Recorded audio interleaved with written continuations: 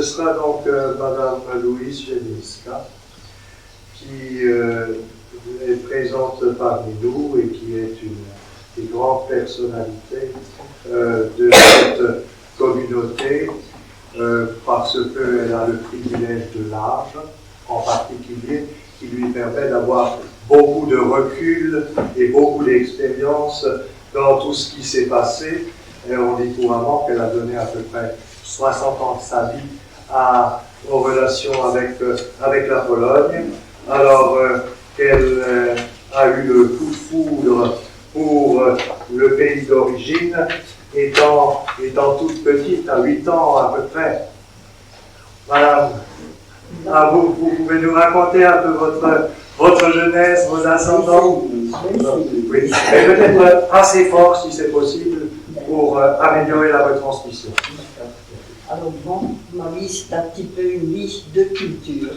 En effet, mon papa français, il s'est marié en Pologne le 13 novembre 1918 à une Polonaise. Il a amené son épouse à Mulhouse, donc dans son pays natal à lui.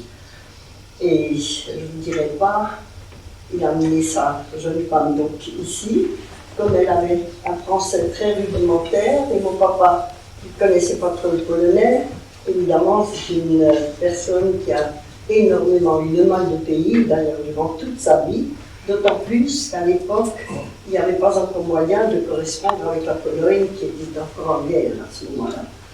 Et ce n'est qu'en 1921, donc l'année de ma naissance, qu'elle a fait les premières nouvelles de sa famille. Évidemment, elle est tout de suite allée en Pologne avec son mari et son bébé. Je ne peux donc pas dire que les premiers pas que j'ai fait en Pologne, c'était à 8 mois, parce que je ne marchais pas encore à l'époque, c'est certain, pas de grand-chose.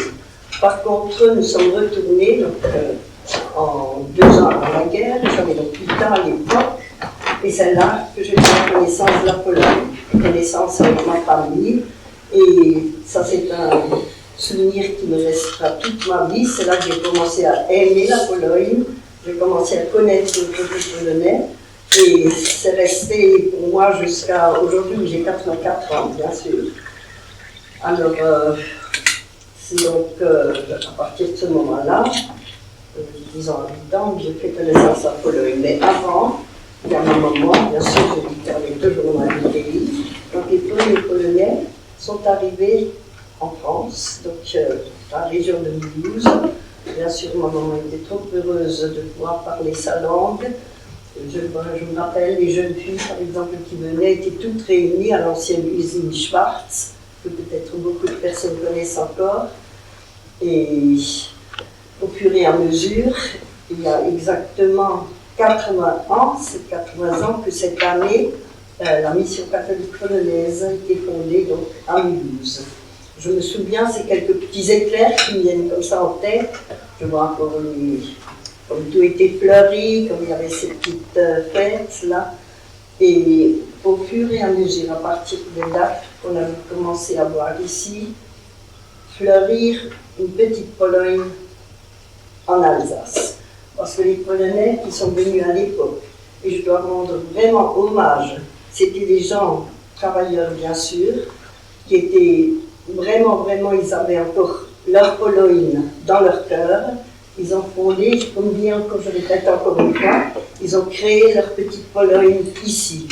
Et nous ne devons jamais oublier, surtout les plus jeunes, ce que nous devons, si nous sommes ici d'ailleurs réunis, c'est bien grâce à eux que nous le sommes. Parce qu'ils ont vraiment, dans des conditions très difficiles, ils ont fait les associations, j'ai vu tout ça, j'ai vécu ça. D'accord, j'étais jeune, mais quand même, je me rappelle quand même de tout cela encore. Et puis bon, c'est en 1938, je ne savais pas encore parler polonais malheureusement, je suis quand même entrée dans une chorale polonaise, quoi. Et j'y suis restée, bon, ça va on plaisantera, quoi. Et maintenant, il y a quelques cas importants que je vais peut-être dire, je ne vais pas parler de tout ça, quoi.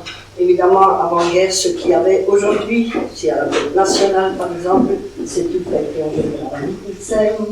Ici, dans le temps, chaque communauté mulhouse, chacun le fêtait individuellement, mais chaque par exemple, Mulhouse allait à Wittelsen, Wittelsen allait à Mulhouse. C'était une entente entre toutes les organisations. Et alors, je reviens à un fait marquant, je vais déjà un peu plus loin, c'est que il y a eu de graves inondations en Pologne très couramment de guerre. Et c'est là que, dans le bassin potassique, il a été tout de suite, on a ramassé donc, ce qu'il fallait pour aider la Pologne. Il avait revenu à Mulhouse, donc chez mes parents, chez ma maman, et donc tout ça a été envoyé en Pologne. Alors bon, je ne veux pas m'étendre sur ce qui était à l'époque. Il viendrait un autre chapitre de ma vie, c'est la guerre. Voilà, Madame Géliska, il était convenu entre nous que je tâcherais de vous attirer. Ça veut dire faire malaise. Oui, vers ce sujet-là, n'est-ce pas, ce que nous savons de vous, c'est que pendant la guerre, vous avez pris des risques parce que vous avez eu des relations avec les Polonais qui ne plaisaient pas tout à fait à l'occupant. Est-ce que vous pouvez nous raconter, je dirais, quelques étapes, vous donner quelques images marquantes de cette époque, par exemple, ces gens qui avaient faim, à qui il fallait apporter à manger, ces prisonniers, est-ce que vous pouvez nous en parler un peu? Oui, enfin, bien sûr, j'ai fait partie des personnes qui, dès la première heure jusqu'à la dernière heure, n'aient jamais accepté de passer quand c'était déjà des choses. Alors, vous savez, tout le monde, il y a des personnes ici qui ont encore vécu cela. Quand, au début, il y avait énormément de prisonniers de guerre, des Françaises, enfin tout le monde qui était là, mais vous étiez plein, toutes les casernes étaient pleines. Évidemment, il y avait les Polonais parmi eux qui ont déjà combattu en France. Et à ce moment-là, ils étaient, le premier était à la caserne de Drouot et à la caserne de Belle. Ah, je voudrais encore vous dire une chose, quand l'armée polonaise a été créée à Saint-Quidan, il y a immédiatement une organisation de femmes polonaises qui s'est créée à Mulhouse. Maman était la présidente, j'étais le secrétaire, enfin, c'est pas ça qui compte, quoi. Et là, il y a des fonds qui ont été ramassés, également dans le bassin potassique. Il y a des personnes qui ont acheté la laine, et toute une série de personnes qui ont donc tricoté pour l'armée polonaise à Saint-Quidan. Les paquets sont partis, d'ailleurs j'ai encore pu sauver tout cela, j'ai même une liste des personnes qui ont participé, donc j'ai un peu tout ça chez moi. Mais il est quand même aussi bien l'islam ici, quoi. Alors je reviens au moment de la guerre, il y a bien sûr ici qui guerre, ça ne suffisait pas pour nourrir tout le monde. Alors évidemment, on avait le ravitaillement comme beaucoup de gens, c'est certain. Il s'est occupé aussi des Polonais, il a commencé à avoir des évasions, je aussi. Effectivement, j'ai vécu, c'est un cycliste, donc une professeure de langue polonaise du bassin potassique, qui est venu avec un prisonnier de guerre qui voulait, avant de partir, nous remercier. C'était donc certainement des autres choses qui existaient, je ne sais pas, de toute façon, c'est un professeur de langue polonaise, donc, qui était une institutrice ici, qui m'a amené à des premiers prisonniers de guerre qui étaient évadés. Et je peux encore dire un fait marquant, parce qu'il faudrait des heures et des heures pour raconter 4 ans de guerre, c'est impossible, quoi. Mais il y a quand même une chose que je voudrais, puisque nous parlons du bassin potassique, beaucoup de personnes ont peut-être connu la famille Zavierta. Alors là, je dois dire que j'avais un cousin qui faisait également partie de la résistance, parce que bon, j'ai pas partie de la résistance pendant tout le temps aussi, il a pu s'infiltrer en prison. Et c'est lui qui m'a appris que M. Zavierta, que je connaissais très bien à Mulhouse, son frère et la belle-sœur étaient en prison. Il a pris contact avec eux, et c'est aussi lui qui, je répéterai uniquement les mots qu'il m'avait dit, il venu me dire que, bon, un jour, Mme Zavierta est partie, et il est allé chez les frères, parce que bien sûr les Allemands avaient dit qu'avant de mourir, elle a tout dit, elle a tout trahi, elle a tout dit, quoi. Et à un frère, ils ont dit que c'est l'autre frère également qui a parlé, enfin, vous savez comment ça se passait, quoi. Et mon cousin, heureusement, il allait pour dire non, Madame Zavierta n'a absolument rien dit avant de partir, ni les frères, ni personne. Et il a dû insister même pour leur dire, surtout ne parlez pas, ne craignez rien. Ils n'ont pas parlé, personne n'a parlé. Quand il est venu chez moi, il m'a chargé d'annoncer à Madame Zavierta 2012 que la belle-sœur était décédée. Malheureusement, j'ignorais qu'elle ne savait rien. Et le bébé qu'elle portait dans les bras, elle est tombée par terre quand je lui ai dit qu'elle ne devait pas parler, qu'elle devait donner le mot d'ordre, que personne ne parle, parce que Madame Zavierta, en partant, n'a parlé de rien du tout. Donc il ne savait rien, c'est tout. Je voulais quand même le dire ceci, quoi. Est une personne puisqu'elle est passe un peu tacite, quoi.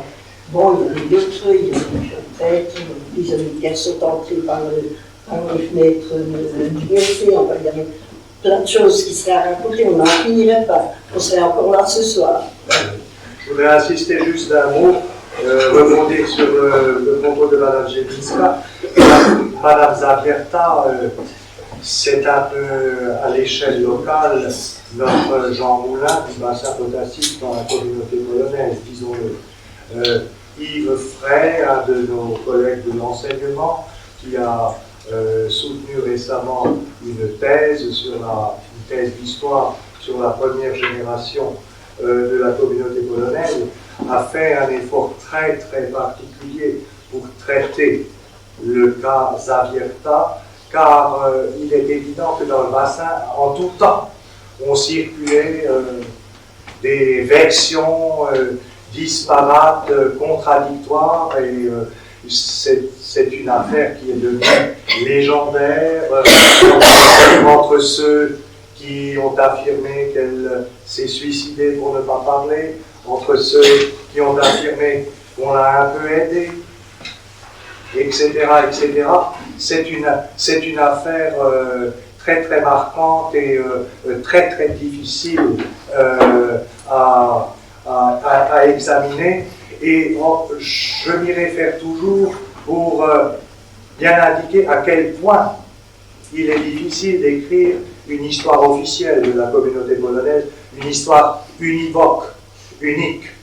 On ne peut écrire qu'une histoire plurielle, avec des pistes parfois qui n'aboutissent pas, des pistes qui se contredisent, chacun ici d'origine polonaise, et sans être d'origine polonaise, peut donner sa version d'un certain nombre de choses. Je pense qu'il faut pratiquer la synthèse et l'empilement de l'ensemble pour arriver à présenter le visage le plus riche qui soit. Madame Jelinska, quelque chose d'un peu moins émouvant peut-être, l'après-guerre. L'après-guerre, vous vous êtes marié avec M. Jelinski, qui malheureusement n'est plus parmi nous, et qui a donné beaucoup de lui-même aussi à la communauté polonaise. J'aimerais que vous nous rappeliez de quelques mots la figure de votre mari. Enfin, je termine encore pour la dire que, évidemment, pendant 4 ans, personnellement, je me suis toujours occupée.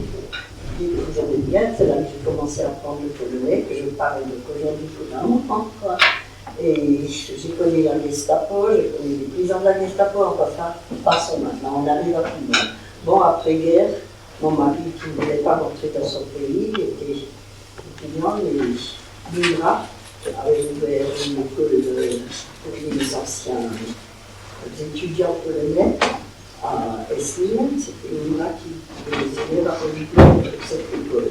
Et un jour, bon, il y a la carte qui devait continuer les études en France. Alors, mon mari est arrivé ici, en 1947, et il s'est immédiatement également intégré. Ils avaient ça de facilité qu'il existait déjà sur place les associations. Je reviens toujours aux anciens qui les avaient créées. Bien sûr, ils ont eux apporté ce qu'ils ont peut-être apporté en plus. Et il a été pendant 40 ans le dirigeant de la chorale paroissiale polonaise 2012. Il a également créé au sein de cette paroisse, cette chorale, le groupe colonial qui est connu aujourd'hui aussi. Il était le chorégraphe, il était le directeur, il a enseigné dans les 12 danses, qui sont commencées aujourd'hui. Et c'est un homme qui également a offert toute sa vie à sa Pologne, disons. Mais je peux aussi dire, bon, à ce moment-là, on a aussi commencé à faire des groupes, avec personne à dire, et puis au fur et à mesure, ça devenait toujours plus. Il y avait Mazovché qui a venu à un moment donné, mais évidemment, les débuts étaient durs aussi après-guerre. Il y a entre autres, ça n'existe pas encore de faire, par exemple, des photocopies. Alors je voyais mon mari, en principe, il dit qu'il a enseigné 200 cantiques ou chants, qui parlaient écrire dans les 20 fois chacun. Il y avait l'ancien monsieur le curé, Gestalt qui n'est pas lui aider. Hein. Tout ça c'était fait à la main, on trouve encore aujourd'hui. Enfin bon, c'est comme beaucoup d'autres, c'est pas le seul, il y a beaucoup d'autres qui ont tout autre envie de mérite, mais c'est vraiment quelqu'un qui a offert toute sa vie des enfants. Évidemment, il y a beaucoup d'enfants, nos enfants, qui ont pris la relève, comme dans le bassin potassique, comme en Mulhouse, et entre autres également mes fils. Il y en a un qui a dirigé la chorale après 5 ans, ils ont aussi créé la nouvelle chorale Crayon-Barty, qui a maintenant 11 ans aussi, on connaît d'ailleurs. Les fils Ilinski ont une particularité, c'est que ce sont des jumeaux. Étienne et Francis. Je fais les choses bien. Voilà. Et donc, ce sont des garçons qui montrent l'attachement génération après génération à cette culture polonaise, puisqu'ils ont repris l'héritage de la génération précédente et maintenant, dans la communauté, ils ont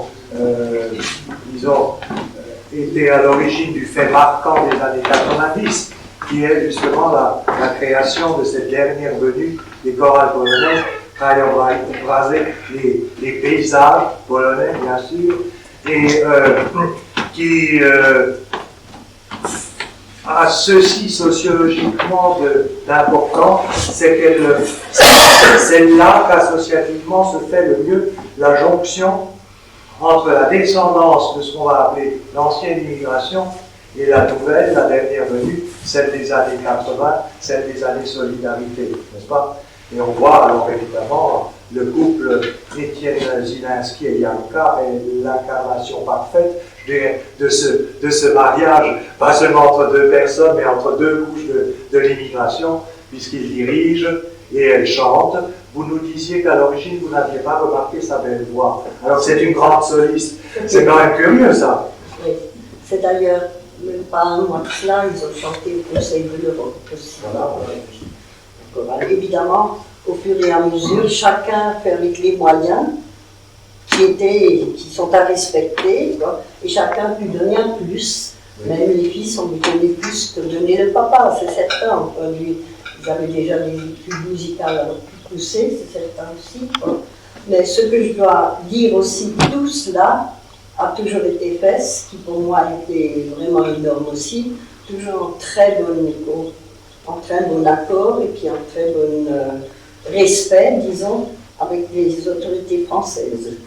Il y a toujours eu, comme il y a eu avant-guerre, les Français avaient créé une amitié franco-polonaise, et bien aujourd'hui, dans le bassin potassique, il y a toujours une association franco-polonaise. Donc il y a toujours eu cette comment que je veux dire, cette entente, cette collaboration. Et la France a pu connaître vraiment là, parce que le but, comme le but actuel de mes fils, ce n'est pas de chanter, de faire, d'accord, ils ont plaisir à cela aussi, mais c'était toujours de faire connaître la vraie Pologne, de faire connaître aussi la culture polonaise, disons. On a vu Mazovché ici, on a vu énormément de groupes qui sont venus.